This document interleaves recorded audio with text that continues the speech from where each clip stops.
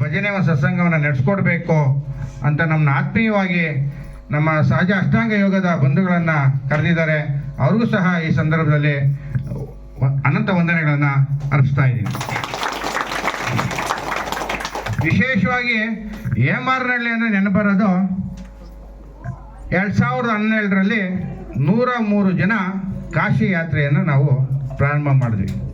ಆ ಕಾಶಿ ಯಾತ್ರೆಯನ್ನು ಪ್ರಾರಂಭ ಮಾಡಿದಾಗ ಒಂದು ಬಸ್ ಜನ ಈ ಕಡೆ ಗ್ರಾಮದವ್ರೆ.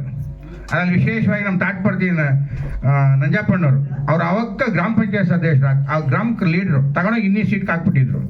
ಯಾಕೆ ನೆನಪತ್ತವ ಈ ದೇವ್ರುಗಳೆಲ್ಲ ನೋಡೋಂಥ ನೆನಪುಗಳು. ಅದರಲ್ಲಿ ವಿಶೇಷವಾಗಿ ನಮ್ಮ ರೇಣುಕಕ್ಕನು ಅಯ್ಯೋ ಬತ್ತಳಿಲ್ಲ, ಈ ಆಯಿಲ್ ವೆಂಕಟೇಶನ್ ಕರ್ಕೊಂಬತ್ತನ ಇಲ್ಲಪ್ಪ ಅನ್ಕೊಂಡಿದ್ದೆ. ಆ ರೇಣುಕಮ್ಮನು ನಮ್ಮ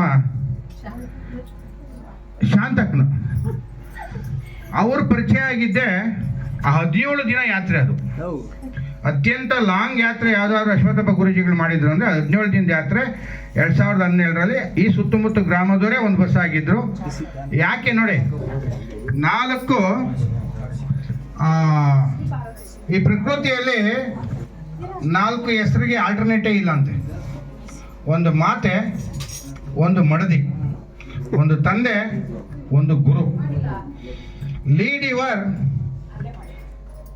build your lead, life your lead ಅನ್ನೋ ಒಬ್ರು ಎತ್ತಿದ್ರೆ ಒಬ್ರು ಜೀವ ಇರೋವರೆಗೂ ಸಾಕಂತರು. ಇನ್ನೊಬ್ರು ಜನ್ಮ ಕೊಟ್ರೆ ನಾವು ಬದುಕಿರೋವರೆಗೂ ಒಂದು ಒಳ್ಳೆ ಮಾರ್ಗದರ್ಶನ ಕೊಡೋಂಥವ್ರು. ಹಾಗಾಗಿ ನಾನು ಆವಾಗ ಮೊದಲು ಸ್ಲೋಗನ್ ಹೇಳ್ತಿದ್ದೆ, ಮಾತೆ ಭಾರ, ಮಡದೆ ಬಾಧೆ ಅಂತ. ಈಗ ಚೇಂಜ್ ಮಾಡ್ಕೊಂಬಿಟ್ಟಿದ್ದೀನಿ ಮೊನ್ನೆ 18 ದಿನಗಳ ಸೇವೆ ಹೋದಾಗಿಂದ. ಈ ಮಾತೆ ಮಡದೆ ಭಾಗ್ಯಗಳು, ಆ ಸೌಭಾಗ್ಯಗಳು. ಆ ಸೌಭಾಗ್ಯಗಳಿಲ್ಲ ಅಂದರೆ ಇವತ್ತೇನಾದರೂ ಅಶ್ವತ್ಥಪ್ಪ ಗುರುಜಿ ಇಷ್ಟೆಲ್ಲ ಒಂದು ಒಳ್ಳೆ ಕೆಲಸ ಮಾಡವ್ರೆ ಅಂದರೆ ಅದರ ಹಿಂದೆ ಅವರ ಮಡದಿ, ಅವರ ಮಾತೆ. ಹಾಗಾಗಿ ಅಂಥ ಮಾತೆ ನಮ್ಮ ಜೊತೆ ಇವತ್ತು ಇರೋದೇ ಒಂದು ಸೌಭಾಗ್ಯ. ಹಾಗಾಗಿ ಒಂದು ಯಶಸ್ವಿ ಹಿಂದೆ ಒಬ್ಬ ತಾಯಿ ಇರ್ತಾಳೆ ಅಂದರೆ ಅದು ತಾಯಿಯಾಗಿನೋ ಅಥವಾ ಮಡದಿಯಾಗಿಯೋ ಇರ್ತಾಳೆ ಅನ್ನೋದಕ್ಕೆ ಅದೇ ವಿಶೇಷವಾಗಿ. ಯಾಕೆ ಅಂದರೆ ನಮ್ಮ ರೇಣುಕಮ್ಮನೂ ಶಾಂತಕ್ಕನೂ 17 ದಿನ ಹಿಟ್ಟು ಮಾಡಿ ಹಾಕಿದ್ರು ರೀ ನಮಗೆ. ಆಗ ನಮ್ಮ ಫ್ಯಾಮಿಲಿ ನಾವು 6 ಜನ ಹೋಗಿದ್ವಿ. ನಮ್ಮ ತಂದೆ ತಾಯಿ, ನನ್ನ ಮಕ್ಕಳು, ಸಂಬಂಧಿಕನೆಲ್ಲ ಕರ್ಕೊಂಡು ಎಲ್ಲರೂ ಇನ್ನೇನು ನಾವು ಭಜನೆ ಮಾಡ್ತೀವಿ, ಮಾತಾಡ್ತೀವಿ. ಅವರೆಲ್ಲ ಮುದ್ದೆ ಎಲ್ಲ ಮಾಡಿಬಿಟ್ಟು ಪಾತ್ರೆ ಸಾಮಾನು ತೊಳ್ಕೊಂಡು ರೇಣುಕಕ್ಕನ ಮಕ್ಕಳು ಎತ್ಕೊಂಡು ಹೋಗೋರು. ಅಕ್ಕನಿ ಎಲ್ಲ ತೊಳಿತಾರು. ಯಾರು ಇವರು ಈ ಮನೆಗಳಿಗೂ ಹಿಂಗೆ ಮಾಡ್ತಾರಿಲ್ಲ ಬಂದರೆ ನೋಡಿ. ಆ ಸೇವೆ ಅನ್ನೋದನ್ನೇ ಕಲಿಸ್ಕೊಟ್ಟಂಥ ಪರಮ ಪೂಜೆ ಅಶ್ವತ್ಥಪ್ಪ ಗುರುಜಿಗಳಿಗೆ ಯಾಕೆ ನಾವು ಇಷ್ಟೆಲ್ಲ ಮಾಡ್ತಾ ಇದ್ದೀವಿ ಅಂದರೆ ಆ ನಾಮಬಂಧದಲ್ಲೇ ಇದೆ. ಆ ಅಂದ್ರೆ ಏನು? ಅಹಂಕಾರವನ್ನು ಬಿಡು ಅಂತ. ಏನು ಅಹಂಕಾರ? ಗುರುಜಿ ಹೇಳ್ತಿದ್ರು 3 ಸ್ಲೋಗನ್. ಸ್ಥಾನ, ಮಾನ, ಮರ್ಯಾದೆ ಬಿಟ್ಟರೆ ಊರು ದೊಡ್ಡವನು. ಅವ್ರು ಬಿಟ್ಬಿಟ್ಟಿದ್ರು 3. ಅದಕ್ಕೆ ಅವ್ರ ಆಕಾಶದಲ್ಲಿ ಇವತ್ತು ಒಂದು ನಕ್ಷತ್ರ ಅದು. ಆ 3 ಯಾರನ್ನು ಇಟ್ಕೊಂಡ್ರು ನಾವು ಅದಕ್ಕೆ ಇವ್ಯಾವ ಸ್ಥಾನಗಳು ಬೇಡಪ್ಪ, ನಾವು ಕೆಳಗಡೆ ಕಸ ಬಸೋದು ಅಂತ. ಅದು ಯಾರು ಬಾಸ್ತಾರೋ, ಅಮ್ಮ ನೆನ್ನೆ ಹೇಳಿದ್ರು ನನಗೆ, ದಿನ ಒಂದೊಂದು ಹೇಳ್ತಾ ಇರ್ತಾರೆ ಅವರು. ಗುರುಜಿಗಳು SSY ಕ್ಲಾಸ್ ಮಾಡ್ಕೊಂಡು ಬಂದ ಮೇಲೆ ಮೊದಲೇ ಮಾಡಿದ ಕೆಲಸ ಬಕೀಟಾಗಿ ನೀರು ಎತ್ಕೊಂಡು ಬೀದಿಗೆಲ್ಲ ಹಾಕ್ಬಿಟ್ಟು ಕಸ ತಳ್ತಾ ಇದ್ರು ಅಂತ. ಆಗ ಅವರಮ್ಮ ಇದ್ರಂತೆ, ಇವ್ನು ತಲೆಗೆ ಕೆಟ್ಟು ಹೋಗೋದ್ರೆ ಹೋಗಿ ಬೀದಿ ಕಸ ದುಡ್ತಾವನಲ್ಲ ಅಂತ. ಅಂದರೆ ಅದ್ರಲ್ಲಿ ಇದೆ ಯಮ ನಿಯಮದಲ್ಲಿದೆ. ನಿಯಮದಲ್ಲಿ ಮೊದಲನೇ ಅಂತನೇ ಇದೆ, ದೇಹ, ಮನಸ್ಸು, ಪರಿಸರ ಶುದ್ಧಿ ಮಾಡ್ಕೊಬೇಕು ಅಂತ.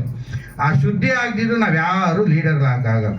ಹಾಗಾಗಿ ಆ ಮಾತೆ, ಮಡದೆ, ಗುರು, ತಂದೆ, ಈ 4ಕ್ಕೆ ಬೇರೆ ಪರಿಹಾರ ಸಾಧ್ಯನೇ ಇಲ್ಲ. ಆ ಸ್ಥಾನ ಅವರೇ ತುಂಬಕ್ಕೆ ಸಾಧ್ಯ. ಏನಂತೀನಮ್ಮ ಇದು 100% ಆ ಸ್ಥಾನ ಅವ್ರಿಗೆ ಇದು ಗುರುವೇ. ಆ ಸ್ಥಾನಕ್ಕೆ ಇನ್ನೊಬ್ರು ಆಗೋದೇ ಇಲ್ಲ ಅನ್ನೋದು ಅವರು ದಿನ ಬರ್ತಾ ಇರ್ತಾರೆ. ಯಾಕಂದ್ರೆ ಅವ್ರಿಲ್ಲ ಅಂದ್ರೂ ಇವತ್ತು 1607 ಜನ ನಾವೆಲ್ಲ ಒಂದು ಕಡೆ ಸಂಘಟಕರಾಗ್ತೀರಂದ್ರೆ ಮತ್ತೊಂದು ಇಲ್ಲ ಅನ್ನಂಗೆ. ಹಾಗಾಗಿ ಇವತ್ತು ಗುರು ಪ್ರವೇಶ ಬಂದಿದೆ ಅಂದರೆ ನಮ್ಮ ನೀಟ್ ಟ್ಯಾಂಕ್ ನಾಗಸಮ್ಮಣ್ಣವರು ನಮ್ಗೆ ಇವತ್ತು ಭಜನೆ ಮತ್ತು ಸತ್ಸಂಗ ಅವಕಾಶ ಮಾಡಿಕೊಟ್ರು. ಭಜನೆ ಅಂದರೆ ಭಾವನೆಯಿಂದ ಭಗವಂತನ ಸಂಪರ್ಕ ಆಗ್ತದಂತೆ. ಭಜನೆ ಅಂದರೆ ಭಾವನೆಯಿಂದ ಭಗವಂತ ಸಂಪರ್ಕ ಆಗ್ತಾನಂತೆ. ಸತ್ಸಂಗ ಅಂದರೆ ಸಜ್ಜನರಿಂದ ಸತ್ಯದಿಂದ ಸಜ್ಜನರ ಸಂಪರ್ಕ ಆಗ್ತಂತೆ.